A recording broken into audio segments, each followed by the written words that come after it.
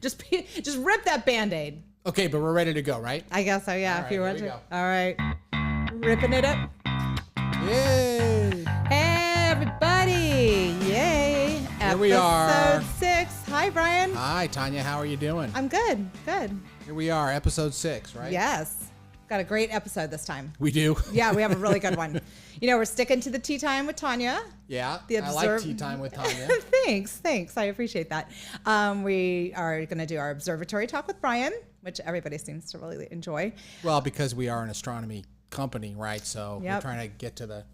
We love tea nitty-gritty. time, but they're kind of like, let's get to it. Yeah, you know? let's get to the nitty gritty of the astronomy stuff, which is fun. Then we're going to go through Dovetails. We're going to do a little bit of ordering status, kind of a little update on that. People appreciate those updates. And then we're going to do a big segment about our dovetail plates and why Scott made them the way that he did. Yeah. And I just found out about this.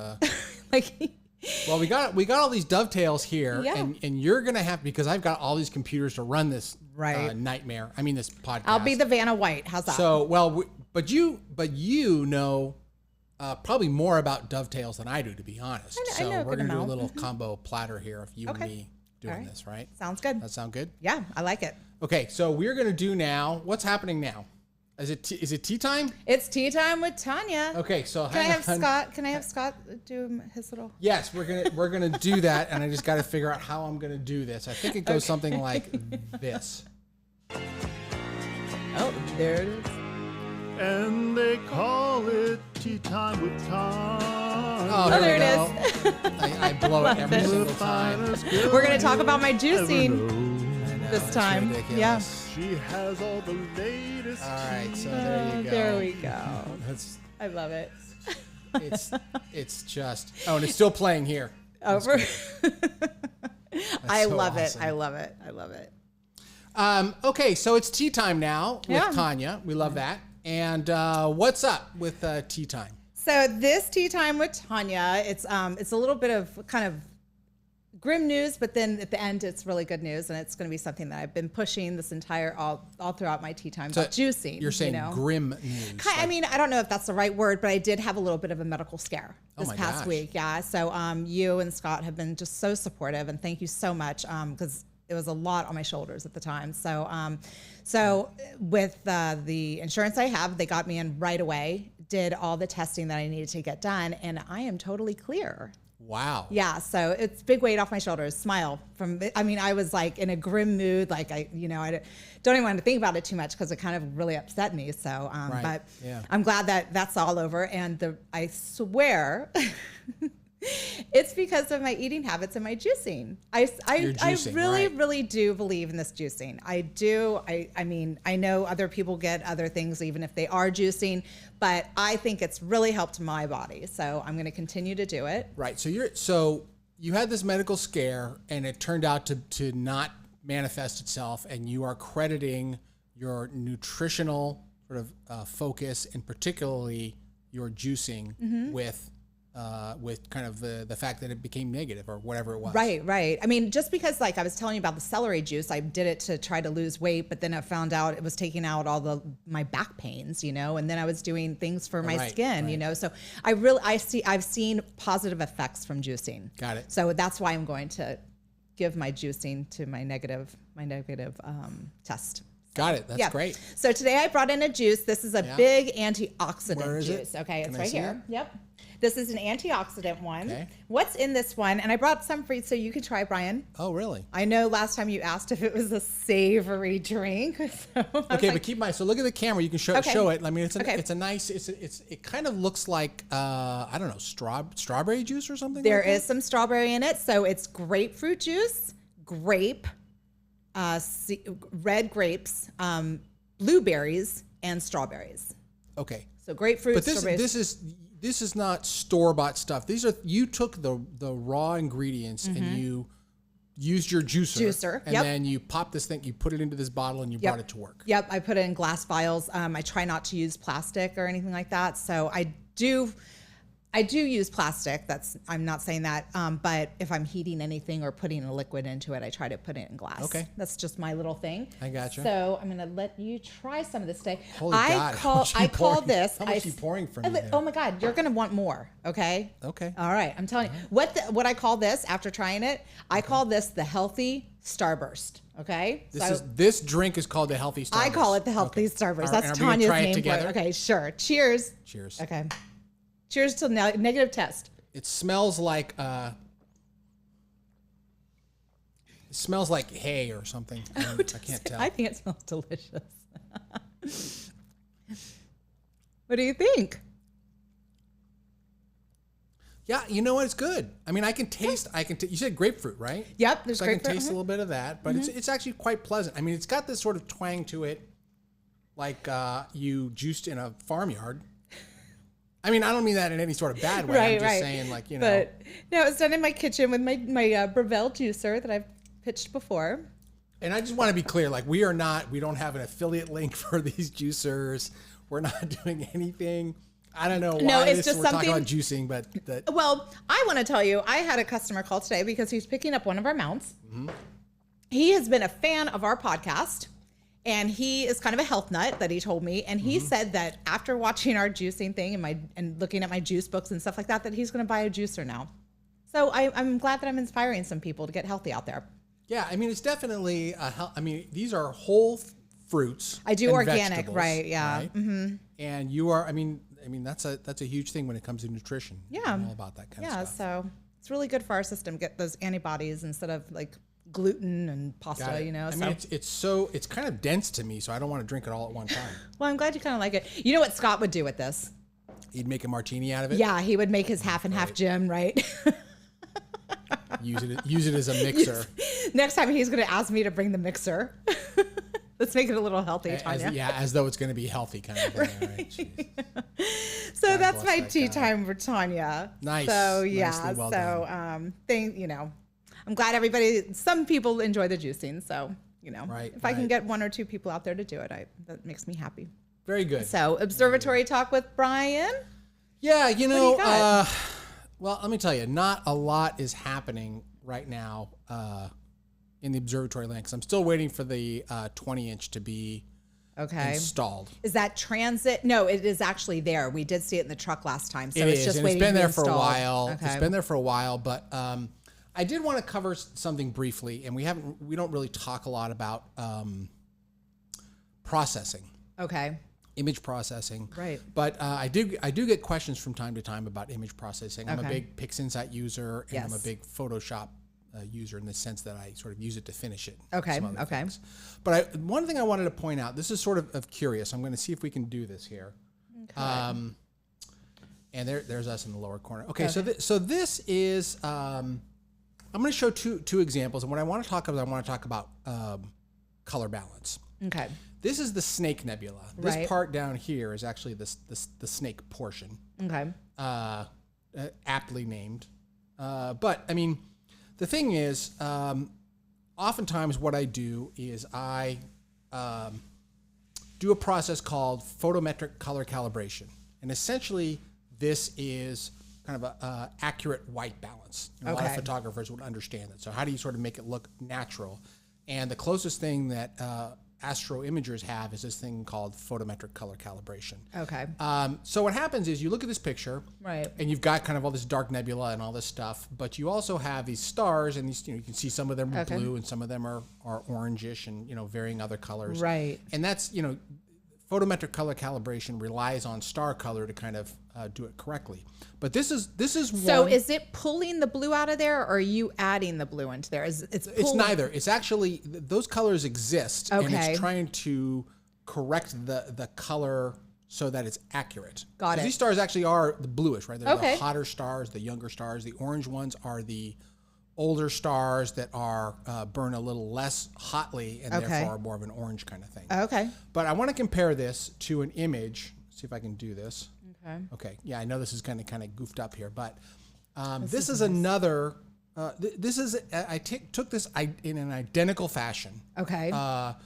The only thing I didn't do here is I didn't do the photometric color calibration. So when you compare the two, Whoops, sorry. Do this. Is it going to work? Yeah, like that. Okay. And you look at the amount of, kind of orange or reddish in there. That's, right. Typically hydrogen alpha type of stuff, type of clouds. And you look here. And again, this they're not the same target necessarily, but okay. I will tell you that I've done photometric color calibration on this one, and it kind of turns this stuff reddish. Oh, okay. And in the thing on the right, this is a reflection that I can't get rid of yet, so that's obnoxious. But the thing is, I'm not entirely convinced that this sort of process, photometric color calibration, to make it accurate, is the most desirable result. Aesthetically for me. Okay. Because again, I'm not, I just sort of am comparing these two. See if I can do this without blowing this thing up. And they both look good. And right. I like them for different reasons. They're both well executed, but this one just seems to me to have more of a something about it. And I kind of prefer this as opposed to the more accurate, I guess, according to photometric color calibration. Got it. Of this version. Okay. So okay. I don't really know kind of what to make of that yet, but for those folks who use PixInsight or think about white balancing or color balancing, this is a very kind of it's a quizzical sort of thing. Right. So you're just kind of trialing like all different types of nights and stuff to try to see which you like best, basically. Well, it's a post-processing thing, right? So we take the data that exists, right? And then I kind of either run it with this, I kind of either correct it or I don't. Okay, got it. And the weird thing is I'm all about correct, I'm gonna want to sort of go by the book, have the accurate thing, but I just find that the corrected version just doesn't seem as nice as the uncorrected version. Oh, okay. So you like it more raw.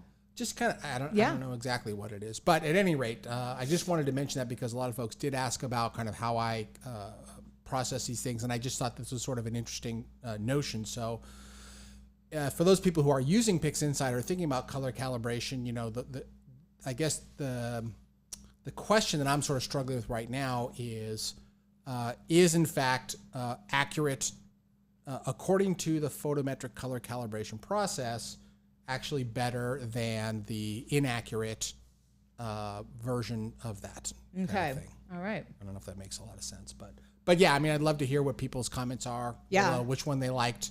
There's a Snake Nebula. What is this one? I don't even know what this one is. So I think it's LDN 66 maybe. I can't really tell. But anyway, I'll figure that out. Well, people send in your comments. Yeah, let us know what you think. Yeah. Have some thoughts about that. That'd be yeah. great. Any suggestions like that always help us grow a little bit more. And I know Brian is always looking to grow. Yes. maybe not height wise or anything, but grow like with your, knowledge of astronomy and astrophotography. Always be learning, always be problem solving, right? Oh yeah. Mostly problem solving, but hopefully some learning. Yes, definitely. Yeah. Well, that's good. That was great. All right. And then next we are going to touch on order status. We did get a really nice Cloudy Nights comment, somebody saying that they like to be updated with the order status and kind of what's going on and letting our customers that are waiting for product know what's going on. So that would be me. Right. So we were talking about lead times last time. Yes. Right? And unfortunately, we just got. Fortunately, but unfortunately for a lot of folks, we got a ton of orders. Right now, if you buy a mount from us, it is. I think 10 to 12 weeks. It's very accurate right now. Right. So right now we're doing well. I know we've been shipping a ton of mounts in the last 3 or 4 days. Tons of them. Yes. But a lot of folks, as we get closer I like Santa Claus. You like Santa Claus? No, I said I'm like Santa Claus. Okay. I call up people and I'm like, they're like, do you have my mount for me? And I'm like, I sure do. Oh, nice.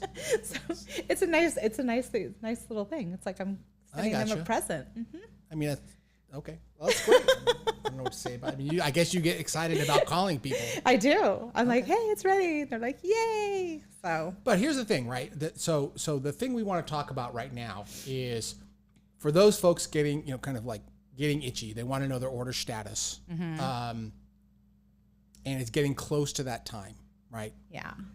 We've there's a way to go about it that's going to be easy for them and also probably the best way for us to work with them. Is that correct? Yeah. So As I think I've said this a few times, is that we are just basically just going down the list per date. Okay. And just filling per date as each order was placed. Okay. Right. So we deliver orders based on the date that the order is received. Right. And so at that time that you have your date, let's say it's April 1st, okay? April 1st, and we're at a 10 to 12 week lead time.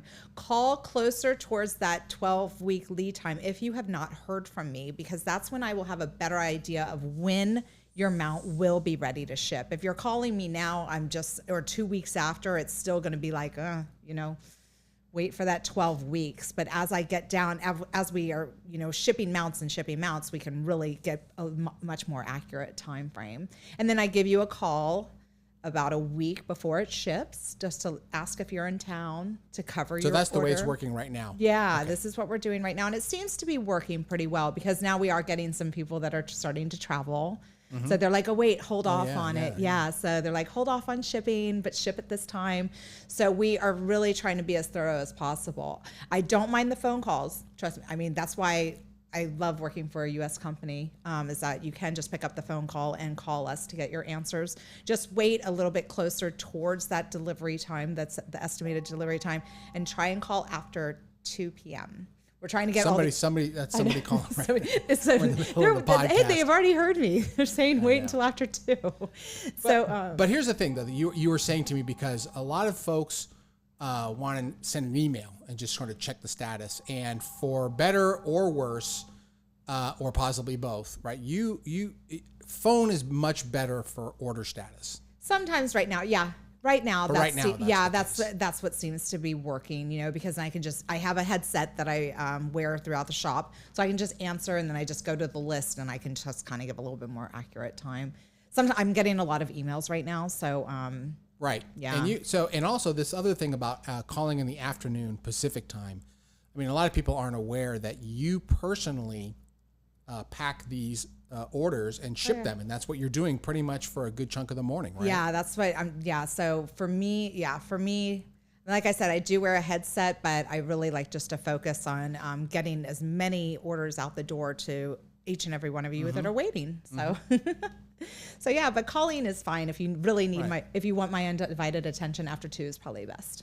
Right, because I know you're kind of focused on delivering stuff, and the FedEx guy shows up, or the UPS guy they show up. Oh yeah, and there's a deadline that we are headed towards. Right? Yeah, so 2:30 is like what we really. I like to focus. Even Brian knows not to call me until after 2. He's like, "Can you talk now?" I know. I'm texting you, and you're like, "Leave me alone. I'm busy packing stuff."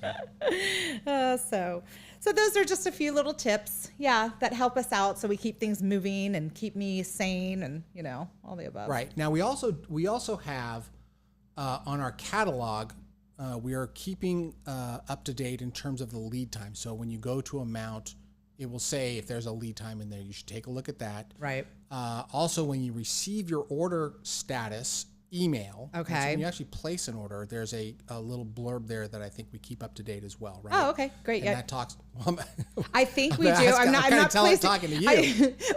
I ask it to be done, and you usually do the things I ask if I need it. Are you putting that back on me?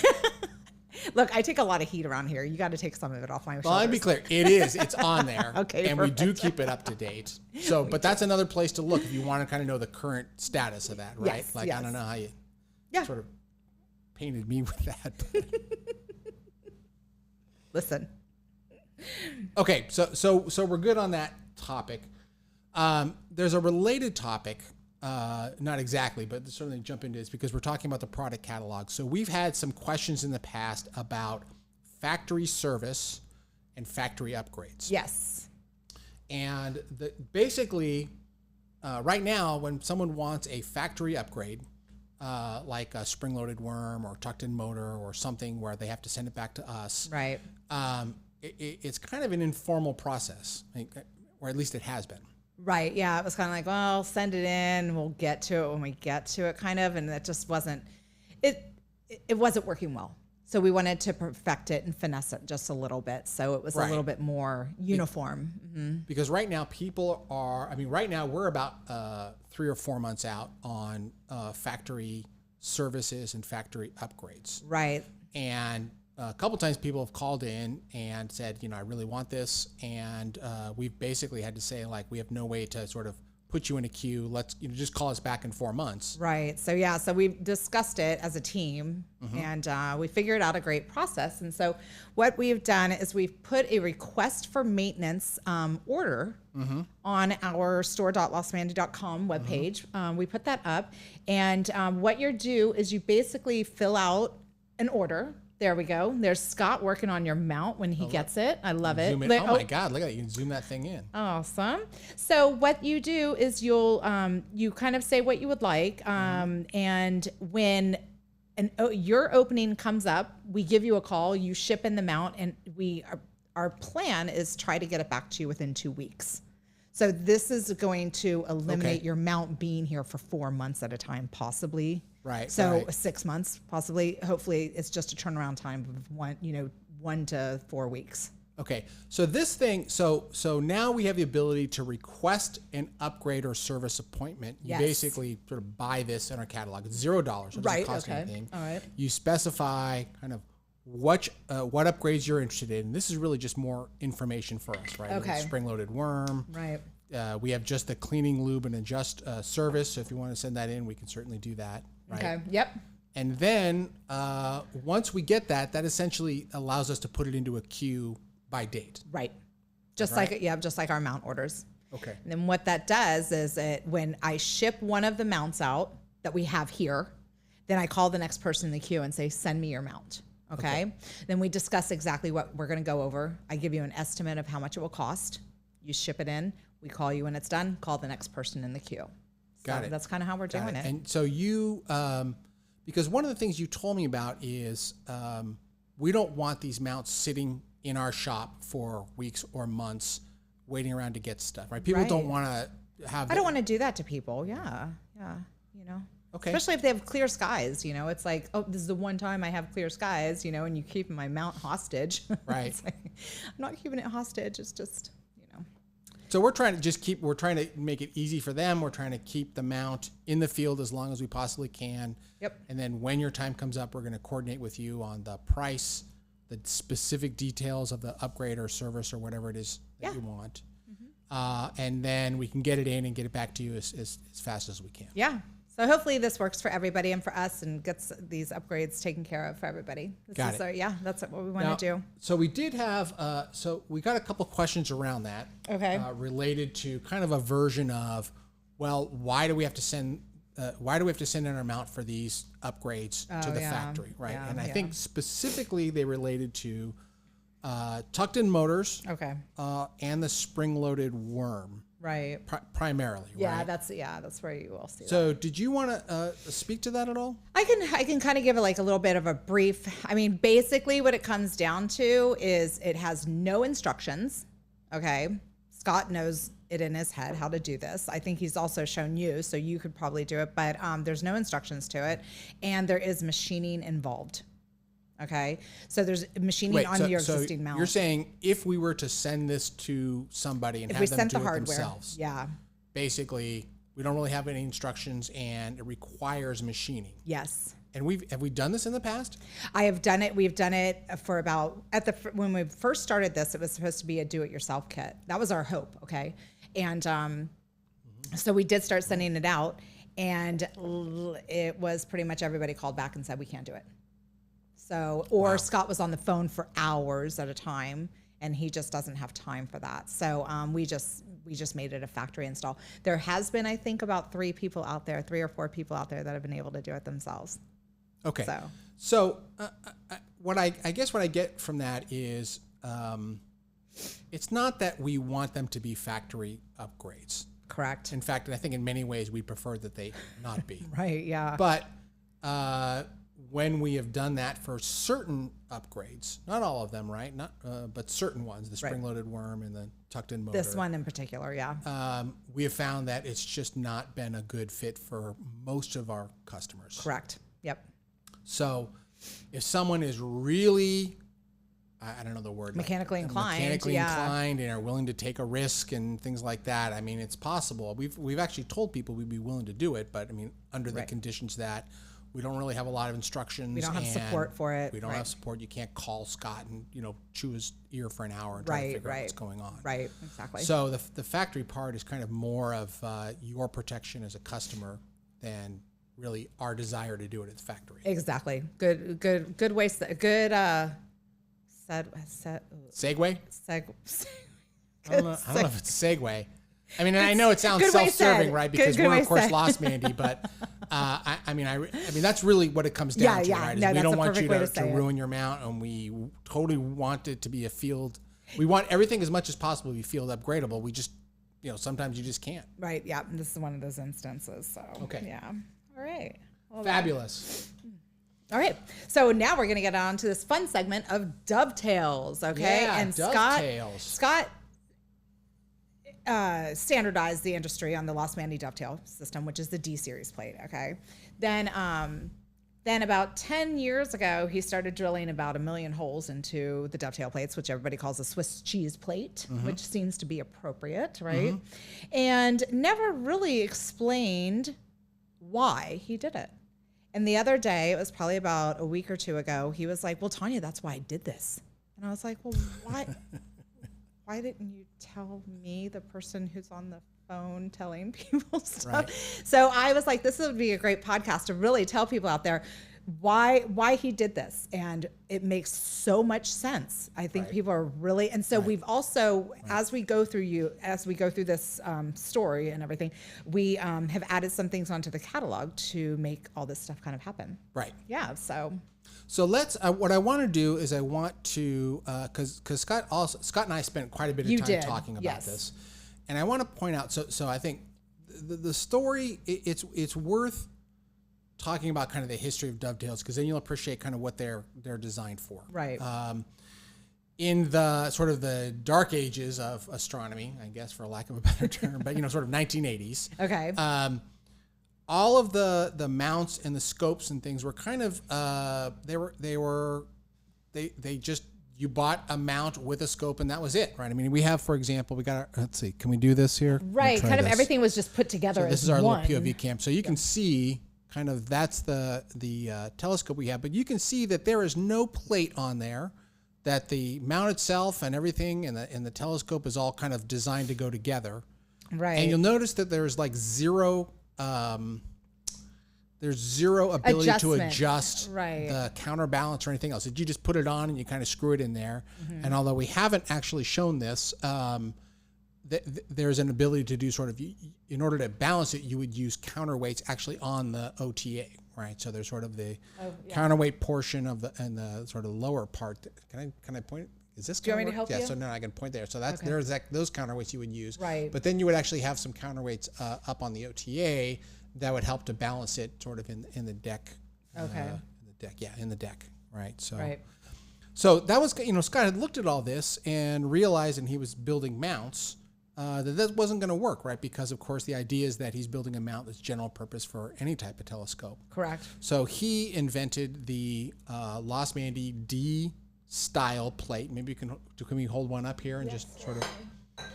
Here's one of our most popular ones, the DUP 14. Okay. Right here. Okay, so this is the 14-inch, which is engraved here. Okay, so which is very nice. People love the engraving. Right, can I see this thing here for a second? Okay, so the D portion of the standard is basically the width, right? So kind of a couple things, but it's the width of about 4 inches, right? And it's got this. Let me see if I can do this here. Is it going to work? Yep. It's got sort of that V-style plate. Yeah, there's the flange here. Flange, thank you. Right, yeah. So this is the dovetail flange, and that's kind of what the D series is. It's the 3.75, okay? So is 3.75 inches on the flange? That's the flange. Okay. Mm-hmm. And those numbers are not critical, because if you just go with a D series compatible. It's standard. This is a standard. Right. Mm-hmm. But this is the idea, right? That there's a standard, and I don't know how he picked this specific number, but it fit kind of the all these telescopes are sort of mid-range-ish type of thing, and it works, right? Yeah. So this is the D style. D style. Mm-hmm. And it did a couple things. So first of all, it allowed people to attach telescopes of different vendors to mounts from different vendors. Correct. Mm-hmm. And as people probably know, when you are balancing a telescope, you can actually use it, the dovetail in the saddle plate, moving it back and forth to actually balance the scope. Right. So you don't have to have those counterbalance. Right. Yeah, it's not fixed. You don't have those counterbalances you have to work. You can just slide it. Let me see if you can show me that again. Sliding it. Slide. Yeah. So that your hand would be the saddle plate. Right. Yeah, we forgot to bring the saddle plate. Sorry. Which I realize is kind of like. Motherhood and apple pie right now. Like everyone, of course, believes and knows this, but I mean that was a pretty revolutionary concept back then. Definitely, yes, it really was. Yeah. So it really did those two things. Then the other thing was a lot of these telescopes then needed to be adapted to these dovetail systems, right? Right. So that kind of speaks to the whole pattern that we have, right? Because we also have radius blocks too, yes, right? So I don't know if you want to kind of so the radius blocks we just do it for the so if you are purchasing a telescope, a lot of telescopes will come with rings, okay, and that's when you would just need one of the DUP plates that come in 7, 14, 19, or 24, because then you could attach. I think there's like a 66 millimeter, which is like William Optics rings and stuff like that. So that's some of the Teleview has a different hole pattern or whatever. So that's why there's so many different hole patterns on the bottom here, because you can attach the different types of rings that are out there. We've got astrophysics, ring patterns on here and all that good stuff. So that would be that. But if you're purchasing a Celestron or a Meade telescope, or a telescope that has that radius that does not come with rings on it, what you could do is purchase the curved blocks. So what you would do is attach this so you can sort of hold that up to the Here, let me try this. Here? I'm going to try this. I'm going to get the old. So what you would do is attach the radius blocks to the DUP plate, and then your OTA cradles in the radius blocks. Okay. Right. So the telescope is on top on that curved portion, and then you attach that to the dovetail. Right, and then the saddle is right down here. Okay, and then here's your OTA there. And we have a bunch of different radius blocks, right? So can you sort of like we have the standard, show some of those? So here is the smaller ones are for the Celestrons. Okay, so this is a C8 here. And then these little bit larger ones, these are Meade. So this is like for a Meade 16-inch that you would use on one of the as you can see, on the 24-inch plate. Right. Okay. And then we've got Meade 8-inch. So these are all the different ones that you can attach to any one of our plates. Right. And that's going to be the next thing that we're going to really kind of go through. Okay. So I think we're done with that portion for now. Yeah. So,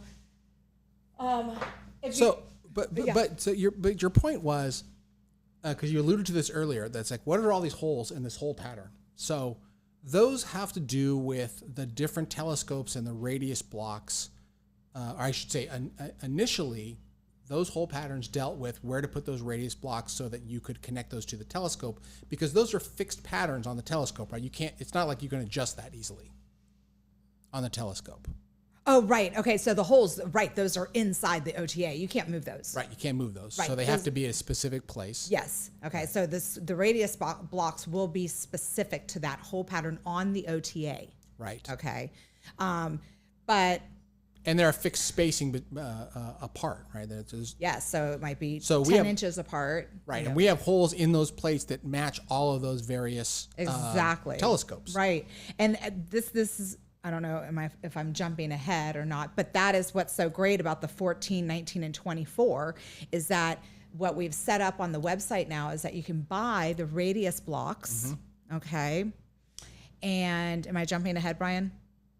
Yes. Okay, I'm going to stop now. Where are we going? I don't want to jump ahead because I get caught up in what I'm thinking, and you're like, "Wait, Tanya, that's not." But I mean, as far as like talking about the hole patterns, though, right? So initially, these hole patterns started life as the ways to connect these radius blocks at specific distances. Yes. With this dovetail plate. Right. And now since then they've grown out, and I think there's sort of a version of, and then we screwed a whole bunch more holes in there, so that people could mount more stuff. Yeah. And so far, I mean, I handle the support calls, right? And the support requests. So I have not really received any calls in the last X number of years that dealt with, I can't, there's no way I can attach this thing to this plate. Right. Yeah. In the 6 years I've been here, maybe one, and and it was like a one-off or something like that. So. Right. So, I mean, generally speaking, these plates and these hole patterns have stood the test of time, right? Yeah. I mean, they've really been the way that people can attach very securely and very successfully a variety of things to do this. And now we have not just the plates, right, for the dovetail, for the bottom portion of it, but people are starting to use them for the top portion of the telescope, right, to mount secondary their guide scope or secondary scope accessories. Yes. I mount my little Intel NUC computer and a little, I think I have a Power Box Advanced or Ultimate Power Box. And some people are putting the Fusion or the ASA Air up on top, right? ASI Is that Air, those Fusion. type of things? The Prima Luce or whatever on top. Right. So those are other areas that they would add something like this, which would be our male-to-male adapter plate. Is that where we're going right now? Well, we should talk some about that because the idea is that so the idea of dovetails is, first of all, you have one on the bottom of your telescope. It allows you to attach it. It allows you to balance it. Yep. Allows you to attach other types of things. We have radius blocks that fit those hole patterns very well. And it's much better, in this kind of stuff, it's much better to have a hole versus a slot. Okay. Because holes just are going to be that much more stronger and secure, right? Especially if you know the distance between the two. Right. So we haven't talked about it yet, but when we get to the V style or Vixen style plates, you're going to see a lot more slots in there because there isn't quite as much of a standard. Weight, right. Yeah, that kind of stuff. Right. So, but we do have other ways to attach things, and I know you were going to talk about the male-to-male plate. Yeah, that's our male-to-male plate. So when you take a plate, maybe we can just sort of grab one of these dovetails and just sort of demonstrate how it goes on top. All right. We send hardware with this, so you would attach it through these slots here, okay? I got the POV one here. The quarter 20 screws, and you would attach it wherever you would like to. So if you could attach it back here. Okay. You can attach it, or all three. You could put three of them on here, or two. I mean, this is a huge plate. This is 24. This is the 24 inch. Yeah. So if you need it on all of it, you put it on all of them. Okay. So that's why we're just selling them in the 7 inches. Right. Okay. So if you need it more, so the DUP 14, you just put two of them on top. Okay. Okay. And then that would be your male-to-male 14-inch plate. Okay, and the male-to-male part is really what allows you to use dovetail the DVA, clamp. Yes. Right? Okay. And this is under our rings. It's under our camera mount. It's it's like pretty much it's a staple. I'm basically just getting your arm here. Oh. It's okay. How's that? No, that's good, but that's why you do the male-to-male part, right? Yeah. So now it's all clamped on. So if you wanted to do clamps and use those for some, for your rings or your secondary scope or whatever, clamshell type stuff. And then see, now you can slide this. Yeah. And then you could, that's a good point, right? You can adjust the balance and that kind of stuff. So before it was fixated, so you didn't have that flexibility. So this is the nice thing about our dovetail system. Right. Mm-hmm. I got you. Okay. So I want to talk a little bit about the Vixen Style now. Okay. Because so the Losmandy D standard was the first one. Okay. And then I think probably about 10 years after, Scott I think that's what he said. That Vixen kind of came out with I can't see, but we have another one of these, right? Yes. Right. So you want to sort of hold that up next to you there? Okay. There you go. So that is the Vixen or V style. It is about 1 3/4 inch width, right? Yep. Call it flange. It's probably better. But there's no particular hole pattern in this. Yeah, this is where you're probably, and a lot of times why that is so is because there's in the rings there's only one hole, so it's not really a pattern. It's just that's why there's slots. It's mainly slots. Well, and this is just basically a lighter. I don't know where to put it here. This is a kind of a lighter weight looks like a flute system. You're Peter the Piper. Why did you make me do that? Because it was fun.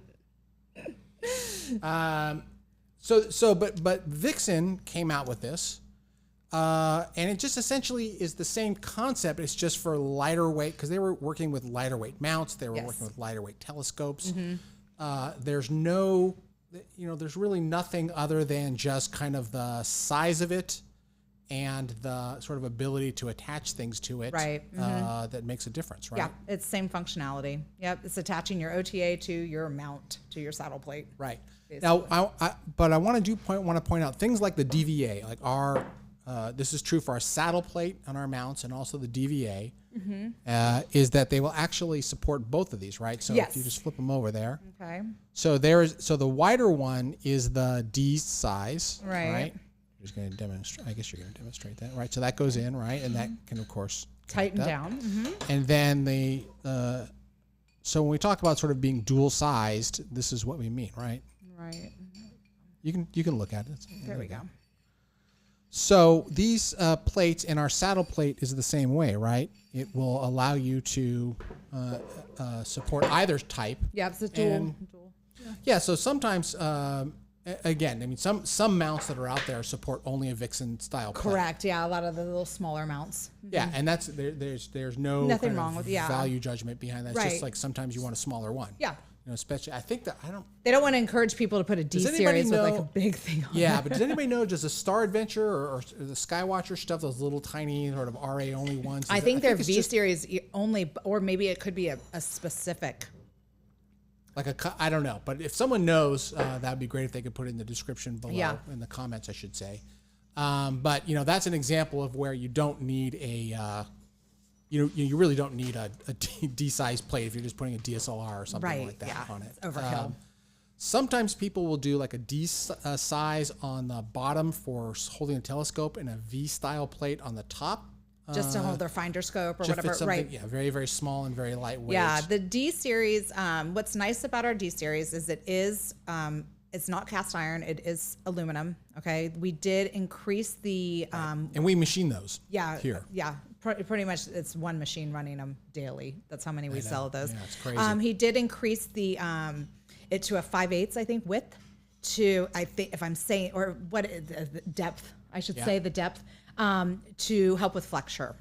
Okay, so this is probably, I'm going to say, I mean, of course, I'm going to be a little bit biased out there because I do work for Losmandy, but this is probably one of the most sturdy dovetail plates that you will find in the astronomy industry. I mean, this thing this actually weighs a ton, and I can't imagine what's going to flex on this. Right. I mean, I imagine the telescope or the rings or something else is going to flex out before this does. Definitely, yeah. And it's got kind of a bead blasted finish. Yeah, and we anodize. And then there's sort of these actually are helpful. I think I talk a lot about using these, but also I use tape and little markings to help that's a great to tip. know with I love that tip. What I'm doing. Yeah, because then you just know I love that tip. That's a really good tip.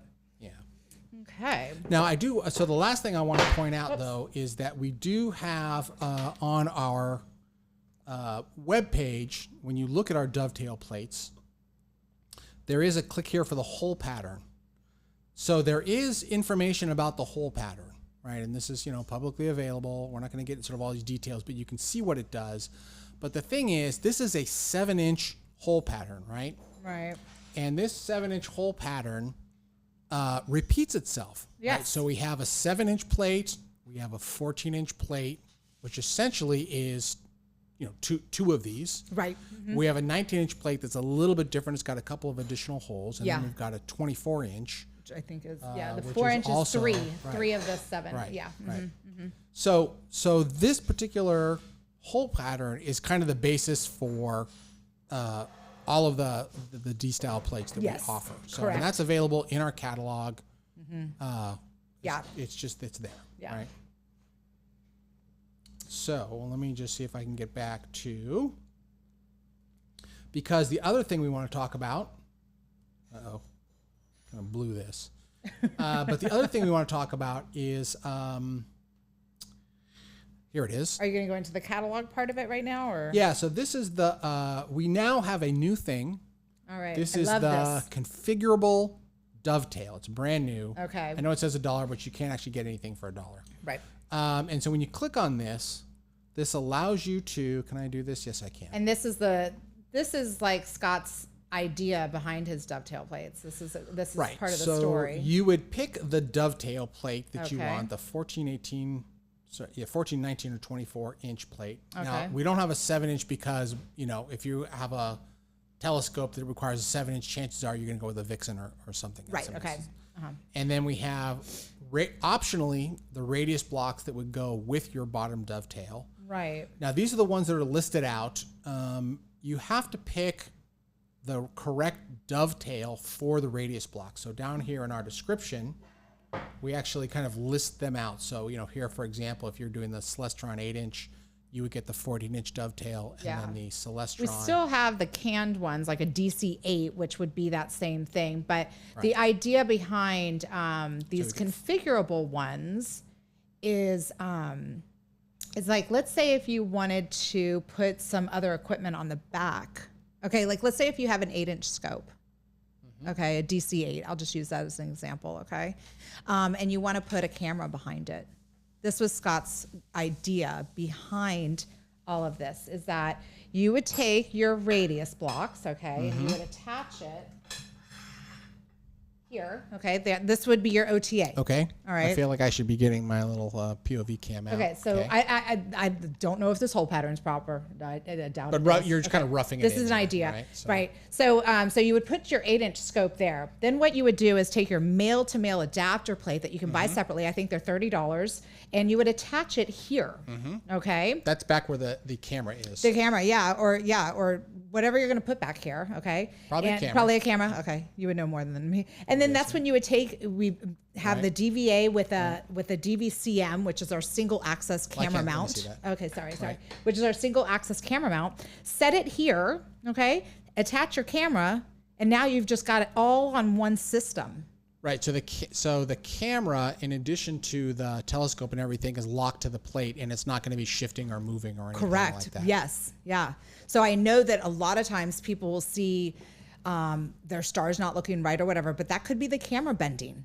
It could be not attached. It could be sensor tilt. Right. Absolutely. Exactly. So this is going to help with that. That's going to help prevent all of the flexure that could be in the imaging train itself. Right. Okay. So if I just go back to this then, so in this configurable dovetail, again, I want to point out that all of these are, we don't have to use the configurable dovetail, but it's a nice way to kind of configure your system. You have a choice of, a bottom dovetail size, and then if you need radius blocks for that, you would choose those. So for example, here we're going to choose the Celestron 8-inch, and then the option of a top dovetail. Okay. So if we wanted to do that, we probably would choose the 14-inch again, and then the radius blocks for the Celestron. Perfect. Yep. And then if you wanted some additional accessories, here's the time that you can do this. The male-to-male adapter plate, as you were talking about. We have some other options, the DVA system and so forth. And then you could just sort of buy this all at one time. Right. Right? Yep. So that's a nice way to go about it. And, people who want to use it, they might, we didn't put every possible accessory on there that we could. So if, folks have input as far as what they want to see, we certainly can adjust this a little bit. We can definitely add it to the list. But it's a nice way to kind of configure it and choose exactly what it is that you want there. Yeah, because I get requests for, I want a 19-inch plate, but I want the 8-inch radius blocks. So that's really what kind of prompted this entire thing, to make it easy for you to be able to purchase what you exactly want and need for your system. Right. Yeah, that makes sense. Okay, so there's that, and sort of let me zoom out again. There it is. It's in the D-Series dovetail systems. There it is, the configurable dovetail. Just click on that. Those really are all the options. So it's there, and if you're in the market for a good dovetail system, I have to tell you, these things, they weigh a lot. They're just incredibly well built. All the ones that I have, I think I started in 2009. I mean, they kind of look new. I mean, they're just incredibly well done. It's the last thing I ever worry about when it comes to my systems. That's good. So good to hear. And I think that's everything we wanted to cover today, right? Yeah, almost definitely. done with my. I know. Good juice.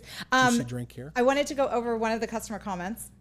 Can I do that? Sure. Okay. Oh, I have one customer comment, and then I've got one Tanya comment. This is not right. You're not going to rake me over the coals on this, are you? No. Okay. Well, you never know. I might surprise you. Just kidding. No, one of the customer comments, remember, they were asking if it's Quantum or Questar. Oh, the telescope's behind us. Yes. Right. Okay. These, right. So there's one here. There's one there. Yes. We've had comments asking which ones they are, or is it both, or whatever. So we're clearing that up. So all right. Okay. So I got this going here. Okay. So here we go. So this is a quantum That's a quantum scope, and then the little baby one over there is the little Questar. Right. Yeah. So for all of you out there that were wondering, that's the answers. There you go. Yeah. And by the way, Scott loves these, and they are in completely immaculate condition. Oh yeah. It's hard to explain like how nice they are. Yeah, they're very, very nice. He's definitely kept them.